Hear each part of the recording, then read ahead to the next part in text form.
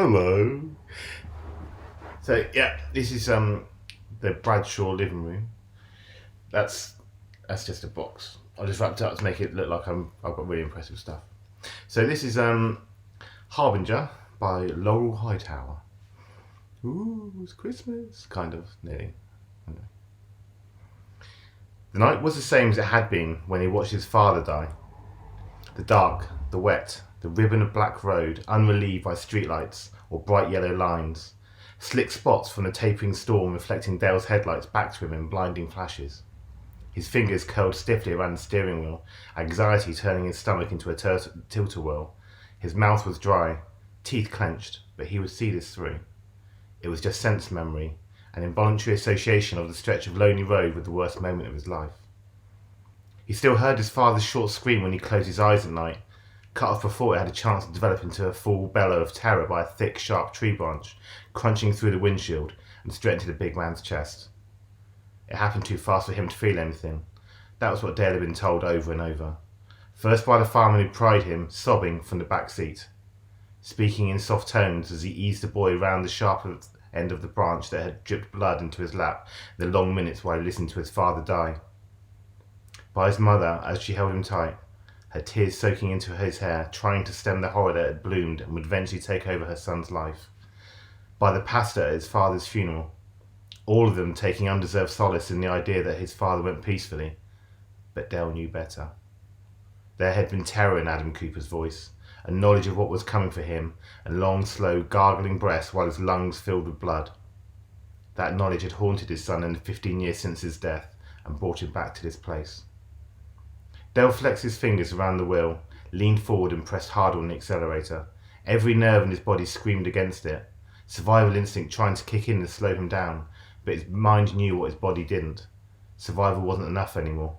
It was all he'd done for the last decade and a half, and he wanted more, to truly live, to move out from under the shadow of what happened that night, from the spectre of the woman in white.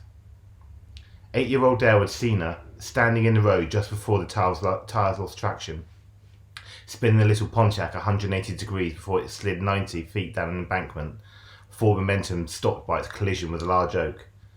Logic told him it could only have been a glimpse, probably just a flash of white as everything went sideways, but his memory conjured her face anyway. Shadowed, cheeks gaunt, eyes too big for her face, long dark hair plastered to her forehead. She'd reached out, as though she could stop the tragedy by her touch, and that had been the last he'd seen her, save in his dreams.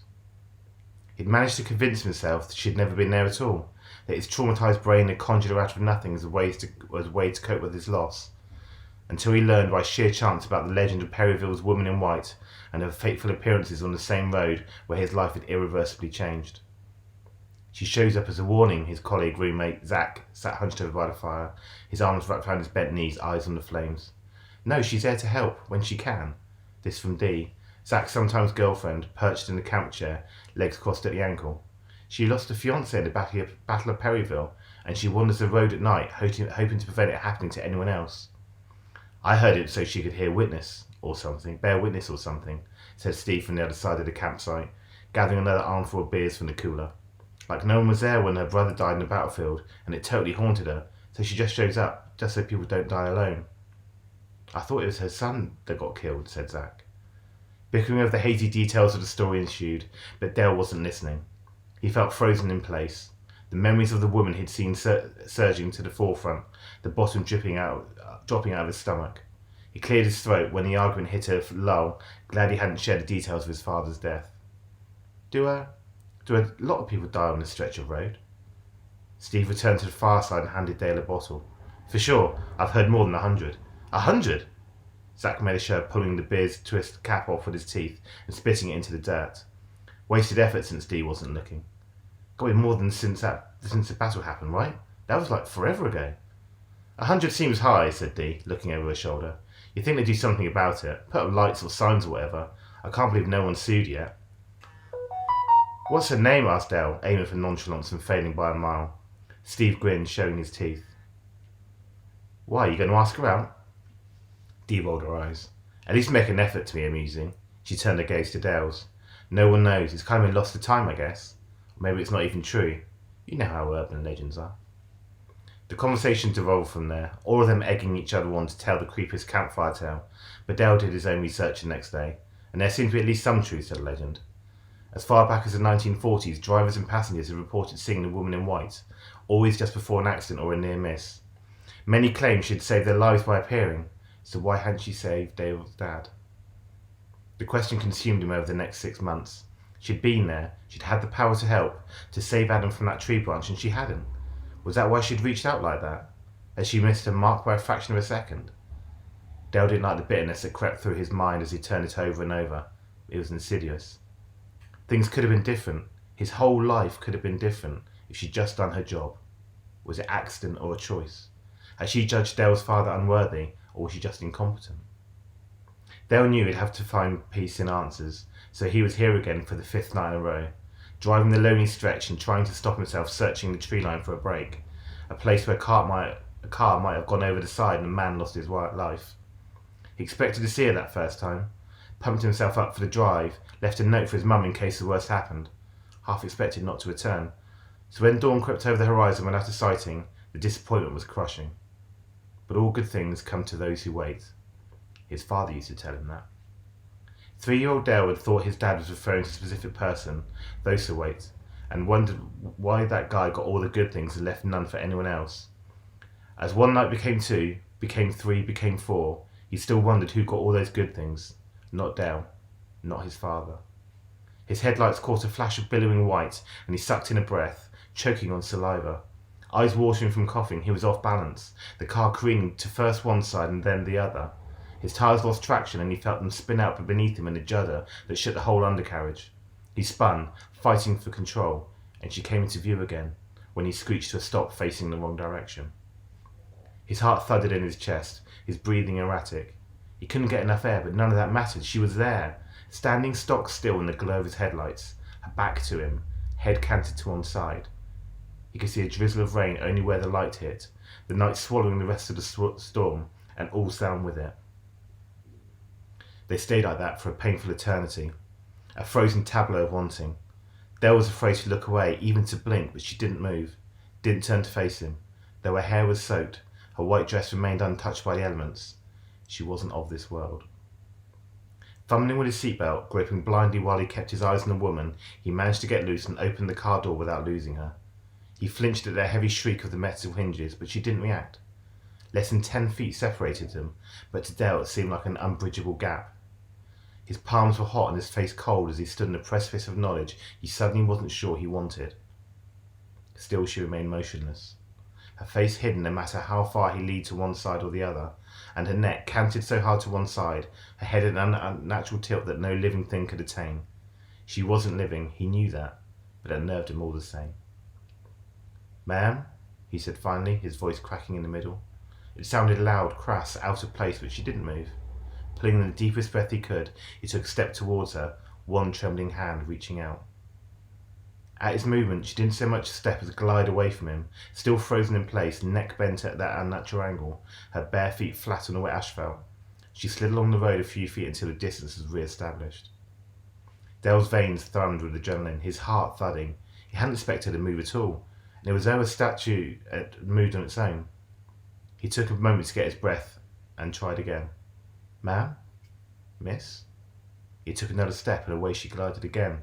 The hair stood up in his arms, goosebumps riding along his back. The way she moved wasn't right, even in the realm of dead things. He resisted the sudden urge to return to his car and get the hell out of Dodge. Answers. I need answers. He cleared his throat, this time staying put. "I don't know if you remember me. It was a long time ago, but I was a kid when we met. There was an accident. My father." Dale trailed off, his voice suspended by tears. He coughed, set his jaw. "I want to know why. I need to know what went wrong. Why you didn't save him." He couldn't speak the words, couldn't aim that shaft at her back. His errand seemed selfish now that he was here. Why should she have saved his father? What made him any different than the thousands of people who died in car accidents every day? Dale was on the verge of turning around, going back to campus with his tail tucked between his legs, when she moved again. Still that strange, unearthly glide, still with her back to him, her face hidden, and with it her intentions. Was she trying to guide him, or get away from him? He had no way to know. but the threat of looming regret overcame his fear and he hurried after her. He had no way of knowing how long they walked like that, in the dark and the rain as his headlights faded into the night, but his legs and feet ached by the time she came to an abrupt stop. He jerked backwards, put his hands up, fear ratcheting his heart rate up. As obsessive as he'd been, the last thing he wanted now was for her to turn around. She stayed still, but Dale was compelled to turn and scan the darkened tree line to his right. His breath caught in his chest when he saw the break in the bush at the road's edge, an empty blackness he knew would extend 90 feet to the roots of an oak tree, if he were to step closer to get a better look. It made no sense. In the 15 years since the accident, new growth would have taken over, covered the scars in the landscape, but he couldn't argue against what he saw, clear as day against the backdrop of the storm. Because of the lights, he realised there were lights from below, dim but definitely there. Headlights? Had someone else gone over? Surely not. There would be some sight or sound, but it made more sense than the idea he'd been transported back to the night his father died. He looked back at the woman, certain she'd be gone, but she stayed where she was, waiting. She wanted him to do something. He took a breath and clenched his fists at his sides, then strode to the edge of the road, peering to the darkness below. They were headlights, no doubt about it. A sedan sat at the base of a large tree, hood crumpled, engine smoking. It's not him, not us. Hello? He shouted, but there was no response. He squinted. Were there silhouettes in the car? Was someone hurt? A sense of urgency overtook him. He needed to get down that hill. Maybe if he couldn't save his father, he'd been given a chance to save someone else. I'm coming, he called out. He glanced back once and the woman in white was gone. She'd vanished once she'd shown him his purpose here, and he nodded to the empty road. Turning back, bracing himself against a maple that leaned down the hillside, he took his first step. Into nothing. No ground met his foot, despite the fact that he could see it clearly. The damp loam cluttered with small sticks and dead leaves. The bottom dropped out of his stomach and he stumbled, holding tight to the tree and pulling himself back up. He nearly regained his balance when a flash of white came from his left, and all at once the woman in white was there, her face turned to his at last. She was no ethereal beauty, no hollow cheeks and mournful shade wandering with selfless purpose down dark roads at night. The woman in white, so lovely in his memories, was vengeance personified. Her eyes were dark pits, impossibly black and deep, great chasms that stretched up past her eyebrows like hungry mouths. Her face had no room for a nose, the bottom half taken up by lips that opened vertically, toothless and screaming with many voices. He stared into its depths. His heart stopped in his chest, and he realised the screams came from deep within. Eyes widening in the darkness, he saw a dim red glow in that impossible mouth, and lit by that hellish light was a tangled mass of humanity, writhing, screaming, shrieking, suffering. And in the midst of them all was his father, a gaping hole in his chest, oozing black ichor. Dale's grip on the maple loosened and he slipped, swinging close to the moor. The uneven bark bit deep into his flesh as his fingers lost their grip, one by one. He almost wanted to let go, to open his hand and slide into eternity with his father. Rough hands gripped him beneath his armpits and pulled him back with force. He found himself lying on wet pavement, shivering, the breath knocked out of him, too disorientated to piece together what happened. She's not here to help, you understand that, don't you? Dale rolled to his side and saw a woman leaning over him, hands on her knees, hair slick with rain. Panic shot through him and he scrambled to get away before realising it wasn't her, the woman in white. This lady was older, her hair a dirty blonde, her body thick and powerful. She shook her head and looked to the side where Dale had almost gone over. He sat up slowly and crawled to the edge, his stomach dropping when he saw the sheer cliff face below. This was no 90-foot steep grade, and there were no trees that would have stopped his momentum, only black, open space, hundreds of feet down. Dale swallowed down a wave of nausea and turned away, telling himself he'd imagined a fate went glow below. I don't understand, she appears when people are in trouble, right? The woman watched him unsmiling. And who do you think causes that trouble, son? She shook her head when he didn't answer, stood and reached a hand out to him. When he struggled to his feet, keeping his back to the steep drop that almost claimed him, he looked at her. Why? She lifted a shoulder. Why not? All I know is ain't nobody ever lived through seeing her twice. You're the first. She leaned in close, holding his gaze. There won't be a third time. Driving home, Dale kept it under 20 the whole time, his hands cramping from his tight grip on the wheel. He wouldn't think, he couldn't think, couldn't remember, would have to hear his father's screams once more. And at the edge of the battlefield, passing back into a world he recognised, he told himself he didn't see that flash of light waiting at the edge of the road, or hear his father calling out for him. Tears slid down his cheeks, and he knew there would be a third time. He set his jaw and rolled his shoulders. Whether she came for him or not, he would see to it. There you go. Thank you much. Merry Christmas, little boys and girls.